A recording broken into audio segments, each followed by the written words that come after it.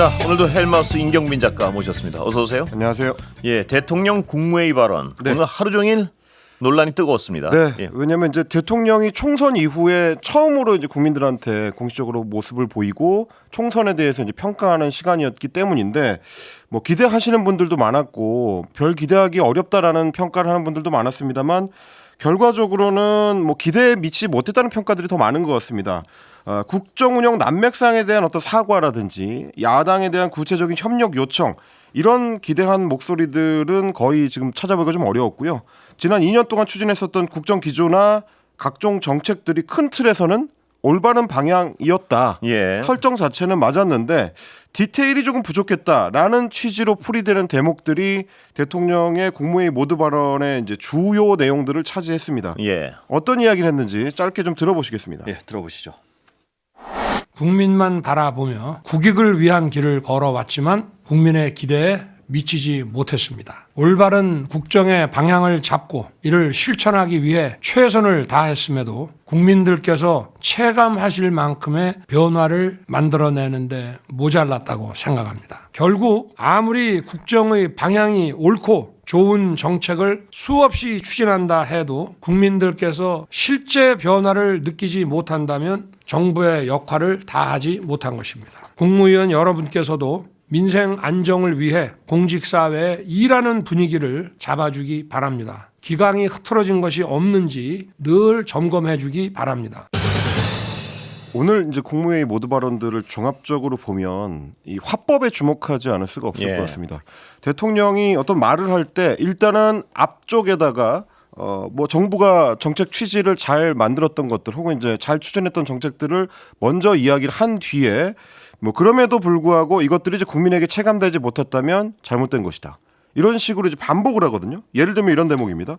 예산과 정책을 집중해서 물가 관리에 총력을 다했지만 이런 대목이 있고요. 예. 건전 재정을 지키고 과도한 재정 중독을 해소하려 했지만 이런 부분도 있고 여기 있지 않습니까? 좋은 정책을 수없이 추진한다고 해도 실제로 국민들이 변화를 느끼지 못한다면. 그렇습니다.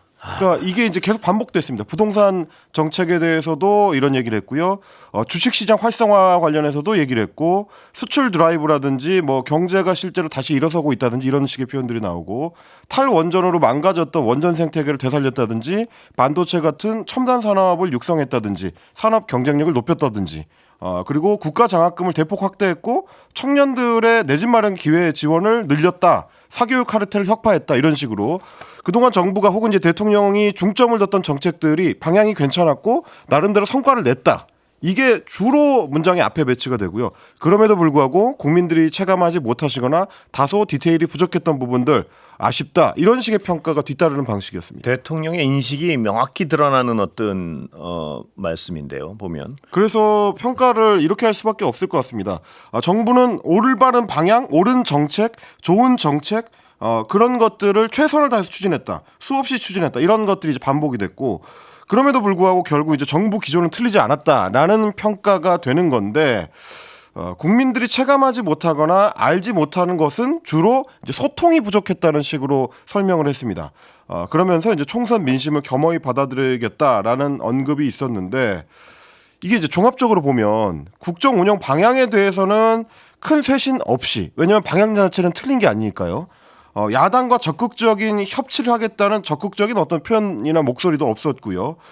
그럼에도 불구하고 이렇게 이걸 이제 기조를 유지한다면 전국 운영이 앞으로 힘들어질 수밖에 없는데 어떻게 앞으로 구체적으로 바꿔나가겠다 이게 없어서 좀 아쉬웠다라고 평가할 수밖에 없을 것 같고요. 그게 어떻게 바꿔나가겠다가 없을 뿐 아니라 기존처럼 하겠다가 더 강한 것 같아요. 그러니까 이 대부분은 국회 의석을 192석을 몰아준 그 국민들의 어떤 네. 모멸찬 채찍 이거에 대한 답변으로는 너무나 자화자찬 비슷하게 흘러가고 있어요. 보면. 그렇습니다. 예. 일단 정책 기조에 대해서는 이제 긍정 평가가 주였고, 그리고 이제 최근에 문제가 되고 있는 이제 의대 증원 문제라든지, 그리고 이 정부가 처음부터 이제 앞세웠던 교육 개혁, 노동 개혁, 연금 개혁 이런 어떤 소위 3대 개혁에 대해서는 계속해서 적극 추진해 나가겠다라는 이제 강경 방침을 다시 한번 강조를 했기 예. 때문에 지난번에 이제 대국민 담화, 의대 정원 관련된 대국민 담화처럼 대통령이 과연 이번 총선 결과에 대해서 심각하게 인식을 하고 있느냐 이런 좀 의문을 가지게 된 분들이 더 많았던 것 같습니다. 그러니까 이 형식도 아주 대단한 유사성이 있는 게 지난번에도 그 담화가 나오고 나서 비판 여론이 많으니까 네. 나중에 해설을 했단 말이에요. 대통령의 뜻은 사실은 이렇게 타협할 수 있다는 뜻의 방점이 있다. 그렇습니다. 소위 말하는 이제 백브리핑을 통해서 대통령실의 참모들이나 뭐 핵심 관계자들이 추가 설명을 하는. 그런데 그 추가 설명이 대통령의 담화 내용하고는 조금 상반되는 그런 내용들이 있습니다. 51분이었나요? 담화가 51분 담화 중에 50분 한 30초를 계속 기존 방침을 유지하겠다. 2,000명을 유지하겠다. 강조해놓고 마지막에 백브리핑 통해서 대통령의 뜻은 그거 아니다. 근데 오늘도 그 비슷한 얘기를 또 네. 했죠. 오늘도 대통령실의 핵심 관계자가 이제 추가 설명을 나중에 기자들한테 덧붙였는데 국무위원들만 남게 된 비공개 회의를 끝내고 그러니까 이제 공개 모두 발언을 한 뒤에 비공개로 회의를 진행하고 그 비공개 회의의 마무리 발언 때 이런 얘기를 했다는 겁니다. 국민들께 죄송하다. 무엇보다도 대통령부터 국민들의 뜻을 잘 살피지 못하고 받들지 못해서 죄송하다. 그러니까 직접적으로 죄송하다는 표현을 썼다는 겁니다. 예. 근데 이제 모두 발언에서는 죄송하다는 직접적인 표현은 저는 이제 못 찾았거든요. 그런 없죠. 부분이라든지. 예, 없습니다. 예. 선거 결과는 한편으로는 당의 선거 운동을 평가받는 것이지만 또 다른 한편으로는 정부의 국정 운영을 국민들로부터 평가받는 것이다. 매서운 평가를 받은 것이라고 받아들인다. 그러니까 국정 운영 평가를 국민들이 매섭게 부정평가를 했다. 이걸 이제 대통령이 받아들인 것처럼 그런 이야기를 국무위원들한테만 한 걸로 이제 보이는. 근데 이런 말이요. 다 죄송하다.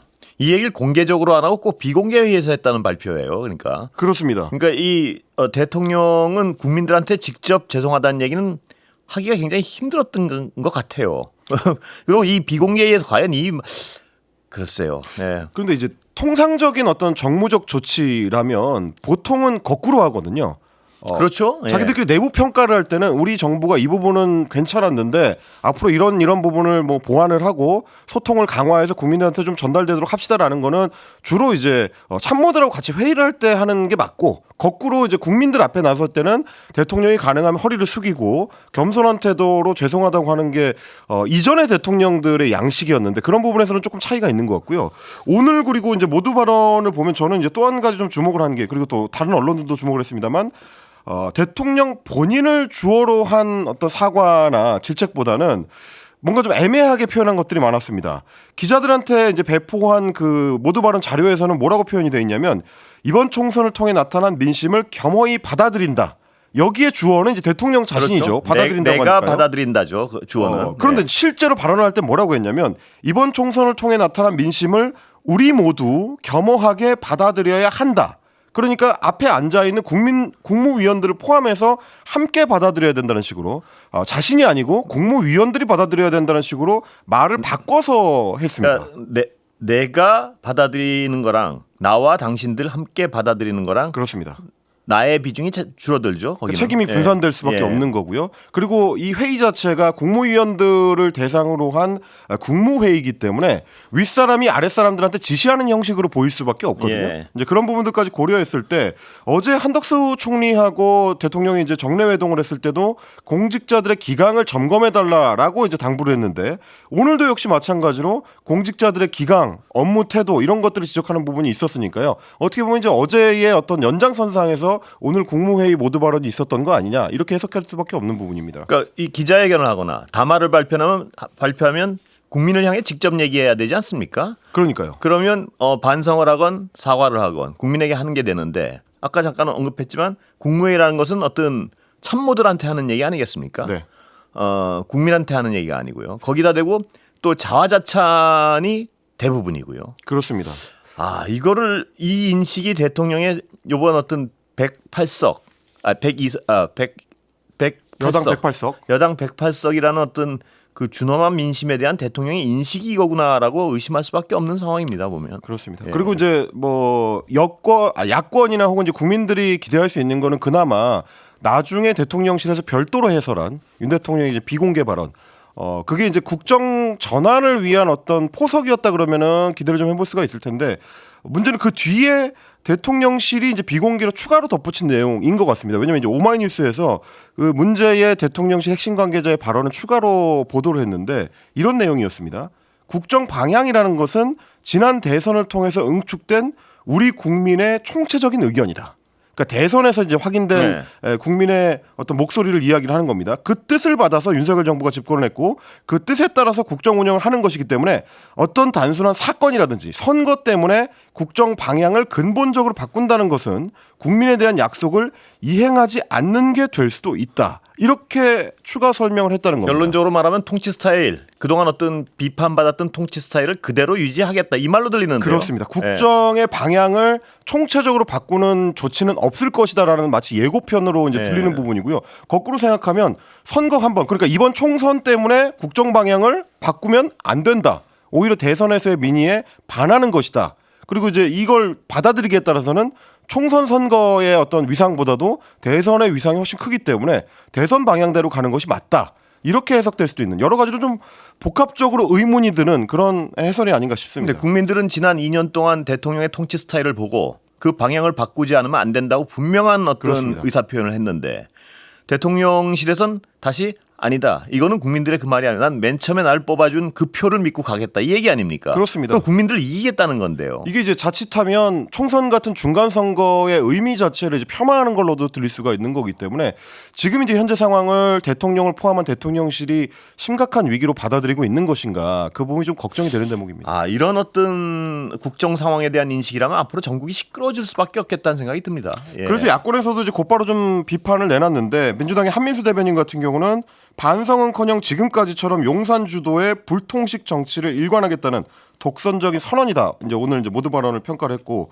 김보엽 조국혁신당 대변인 같은 경우는 예전에 탄핵당했던 어떤 대통령도 이 정도는 아니었다라고 이야기해서 이제 박근혜 대통령은 박근혜 전 대통령을 비교를 했습니다. 그러면서 국민이 몰라봬서 죄송하다. 그러니까 국민들께 가닿지 않았다는 부분을 이제 비꼰 겁니다. 윤 대통령 자신은 최선을 다해 열심히 잘했는데 국민이 체감하지 못한 게 문제라고 하니 국민이 외려 사과를 해야 하나 보다 이렇게 또 이야기를 하기도 했습니다. 근데 이게 만약 국무회의 발언이 아니고요. 기자회견이었다면 혹은 담화를 통해서 기자 문답이 있었다면 네. 기자들은 분명히 이종섭 장관 문제나 뭐 김건희 여사 특검 문제나 최상병 특검 문제나 이런 걸 물어보지 않을 수가 없었을 겁니다. 그랬을 겁니다. 그런 거에 대한 어떤 대답이 하기 싫어서 국무회의라는 형식을 띠지 않았냐는 생각도 들고요. 이 아무리 기자들이 묻지 않더라도 국민들이 가장 지난 총선 통해서 궁금해하고 민감해하던 사안이 이런 사안이면은 네네. 예를 들어 여야 영수회담을 할 것인지 이런 거에 대해서 한마디 언급은 있을 것으로 기대했는데 아무런 언급이 없었어요. 예. 그러니까 대통령의 어떤 정치 행위에 있어서 어떤 형식을 채택하느냐는 국민한테 주는 이제 신호로서도 굉장히 중요한 의미를 갖는데 말씀하신 것처럼 기자회견이 국민과 소통을 강화하겠다고 하면 가장 적합한 형식이죠. 질답이 오고 갈 수 있기 때문에 예. 국민의 목소리를 대변해서 이제 기자들이 추가 질문을 던질 수가 있기 때문에 조금 더 정확한 대통령의 뜻을 국민들이 전달받을 수 있는 거고 그게 안 된다면 적어도 이제 생중계로 진행이 되는 이제 대국민 담화를 통해서 진솔한 이야기가 국민들한테 직접 전달되는 게 이제 차선책으로는 좋을 거고요.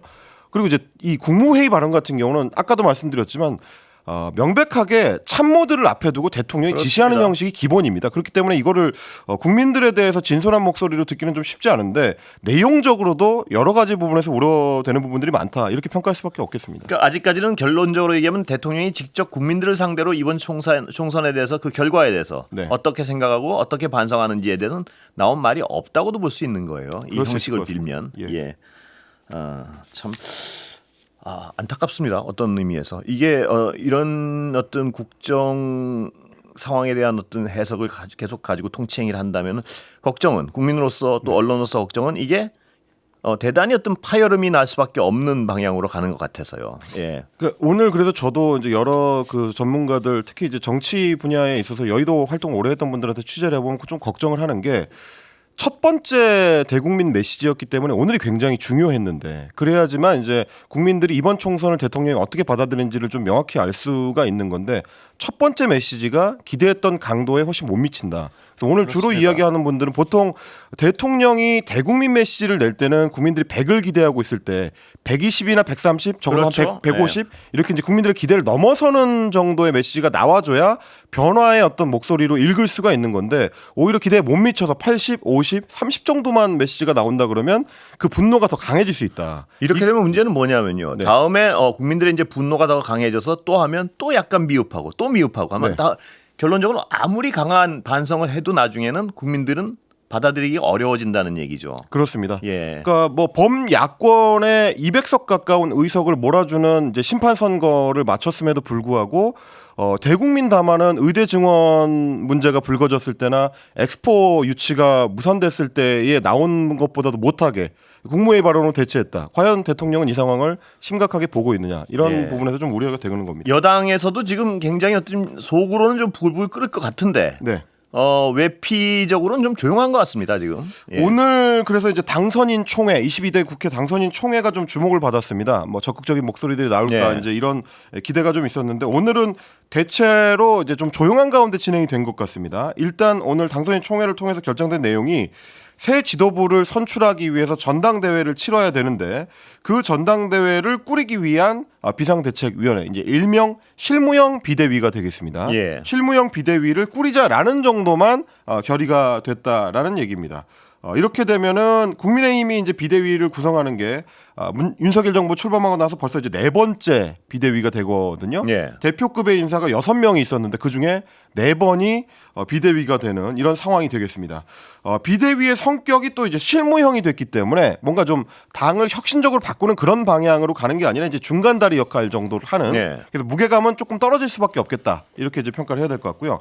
그러면 오늘 실무형 비대위를 누가 맡을지 예. 누가 맡을지까지는 결정을 못 하더라도 그러면 그 비대위원장을 누가 인선을 할지까지는 결정을 할 수 있을까 또 기대가 있었습니다. 왜냐하면 윤재호 원내대표 같은 경우는 이제 21대까지만 그 임기가 있기 때문에 22대 국회에서 새로 선출된 원내대표가 비대위를 꾸릴지 혹은 윤재호 원내대표가 그 일을 마무리하고 다음 국회로 넘길지 예. 이런 것들도 관심이었는데 최종적으로 어떻게 할지는 결정이 안 됐습니다. 그래서 윤재옥 그 국민의힘 대표 권한대행이 비대위원장을 맡을 가능성도 여전히 남아 있고, 예.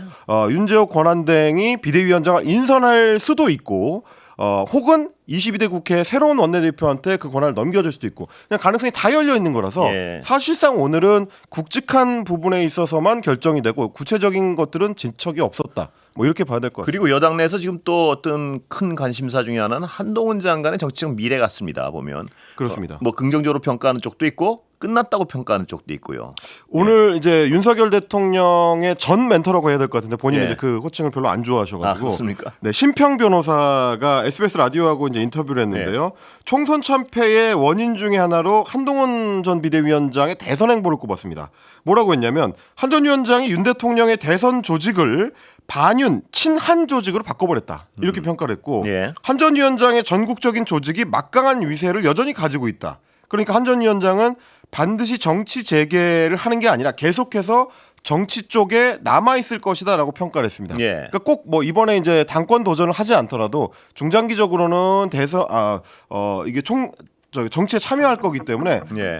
뭐 앞으로 이제 어떤 행보를 보이게 될지 이제 관심을 갖고 봐야 된다. 뭐 이런 의미가 되겠습니다. 잠시 광고 듣고 다시 시작할까요? 네. 예. 자, 대통령 네. 국무회의 발언 관련해서 여당의 반응도 한번 짚어볼까요? 네, 정의용 수석 대변인 같은 경우는 뭐 민생 속으로 더 깊숙이 들어가서 국민의 삶을 적극적으로 챙기겠다는 다짐 그리고 실질적으로 국민께 도움이 되는 정책을 펼치겠다는 각오를 다진 것이다. 뭐 이렇게 이제 평가를 했고요. 예. 그러면서 이제 국민의힘과 윤석열 정부가 더 심기일전해서 민생을 더 가까이 국민들이 느낄 수 있도록 국민의 소리를 경청하면서 진심을 보여드리겠다. 뭐 이렇게 평가를 했습니다. 그러니까 대통령 오늘 이제 모두 발언에서 민생이라는 단어를 또 여러 차례 강조를 했었기 예. 때문에 그 부분을 지금 이제 여당에서는 좀 강조하는 걸로 보이고요. 뭐 다른 이제 당권 주자들이라고 할 수 있는 여당의 이제 유력 주자들 대표적으로 이제 안철수 의원 예. 같은 경우도 뭐 그 부분을 좀 평가를 했습니다. 민생을 강조한 게 이제 전적으로 맞는 말씀이고 야당도 협치를 해야 된다. 뭐 이렇게 얘기를 했습니다. 예, 이 부정적인 여론에 대해서는 여당 내에서는 아직 그 구체적인 명시적인 목소리는 아직까지는 들리진 않고 있는 것 같습니다. 제가 이제 취재를 해보니까 여당 내에서도 어차피 이제 중심 축이 새로 22대 국회를 꾸리게 되는 이제 당선자들 중심으로 이제 넘어가는데요. 네. 오늘 당선자 그 총회에서도 큰 이야기들이 많이 안 나왔었던 게 아직까지는 좀 상황을 좀 주시하고 있는 사람들이 많다. 뭐 이제 지역구로 좁혀서 보면 지역구 내에서는 여전히 뭐 당선 사례나 혹은 뭐 다른 어떤 그 시민들을 만나는 데에 더 집중하는 당선자들이 많기 때문에 네. 중앙 정치에 대해서 이제 직접적으로 발언하는 거는 아직까지는 조금 거리를 두는 것 같다. 뭐 이런 평가들이 많습니다. 자, 야당 분위기는 어떻습니까 요새? 일단 이제 민주당 같은 경우는 이미 이제 관심의 축이 22대 국회 구성으로 넘어가고 예. 있습니다. 원구성에 있어서 가장 좀 관심을 많이 받는 게 이제 상임위원장, 그 중에서도 법사위원장을 어떻게 할 것인가 하는 문제인데요. 뭐 소위 이제 법안의 게이트키퍼다라고 이제 불리는 게 이제 법사위원장인데 예. 최종적으로 법안을 이제 본회의에 상정할 것이냐 말 것이냐를 결정하는, 물론 이제 원래는 그 권한을 갖고 있는 건 아닌데도 불구하고 이제 실질적으로 권한 그렇죠. 행사를 하고 예. 있기 때문에 법사위원장을 민주당이 다시 가져와야 된다라는 목소리가 초반부터 상당히 세게 나오고 있습니다.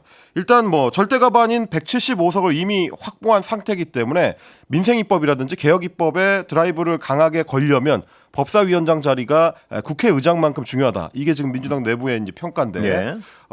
국민의힘이 법사위원장을 맡았던 게 이제 지난 21대 국회 후반기였습니다. 김도우 위원장이 이제 주로 권한 행사를 예. 하면서 특검 법안을 비롯해 가지고 민주당이 그 주도했었던 여러 법안들이 법사위에서 계속 이제 스톱이 됐다. 그래서 이제 속도를 내지 못했었고 결국 이제 패스트트랙을 통해서 우회적으로 이제 추진할 수밖에 없었기 때문에 적시적으로 법안 추진이 안 됐다라는 이제 이야기들이 당내에서 많이 나오고요. 뭐 대표적으로 비명계인 고민정 의원 같은 경우도 그동안 극에 달했었던 여야 갈등을 어느 정도 분산시키자는 목소리 때문에 법사위를 지난번에는 여당한테 줬었는데, 그런데 결과물이 어땠는가? 모든 법안이 다 막혔고 협치는 실종되고 갈등은 더 극대화됐다. 네. 그래서 이제 법사위원장을 가져와야 된다라고 주장하고요. 강경파들의 목소리도 마찬가지입니다. 대표적인 사람으로 이제 김용민 의원이 있는데 페이스북에다가 이렇게 올렸습니다. 법사위원장 자리를 가져오는 것은 총선 민심을 충실히 받드는 시금석이다. 네. 이런 평가를 내놓고 있는 상황입니다. 이재명 대표의 대표 연임에 대해서도 얘기가 좀 나오는 것 같습니다. 이거는 지금 이제 이재명 대표의 측근들 중심으로 목소리가 조금씩 구체화되는 양상을 보입니다. 특히 이제 오늘 같은 경우는 이제 SBS 라디오 김태현의 정치쇼에 친명계 좌장으로 불린 이제 정성호 의원이 출연을 했는데, 이 대표의 연임은 당내 통합을 강화할 수 있고 국민이 원하는 대여 투쟁을 확실히 할 수 있는 의미에서 나쁜 카드는 아니다라고 이야기를 했습니다. 예. 물론 이제 당원 당규상으로도 이제 연임을 하면 안 된다거나 이제 이런 규정은 없는데 당 일각에서는 이게 이재명 대표가 당을 사당화한다라는 비판에 직면할 수 있기 때문에 조심스럽다라는 이야기가 있는 반면에 친명계 중에서도 좀 중심에 있는 이재명 대표하고 이제 굉장히 가깝다고 하는 측근들 사이에서는 조금 더 목소리가 좀 여러 나오는 것 같습니다. 그리고 예. 이제 박지원 당선자 같은 경우도 이 대표가 계속 대표를 하신다면 당연히 해야 된다. 예. 국민은 이 대표를 신임하고 그 리더십에 이번 총선의 승리를 가져다 줬기 때문에 민심을 받드는 의미도 된다라는 식으로 또 목소리에 힘을 싣고 있습니다. 예. 시간이 다 됐군요. 예, 여기까지 듣겠습니다. 박지원 당선자는 조금 이따 모시겠습니다. 네. 예. 오늘 말씀 감사합니다. 고맙습니다.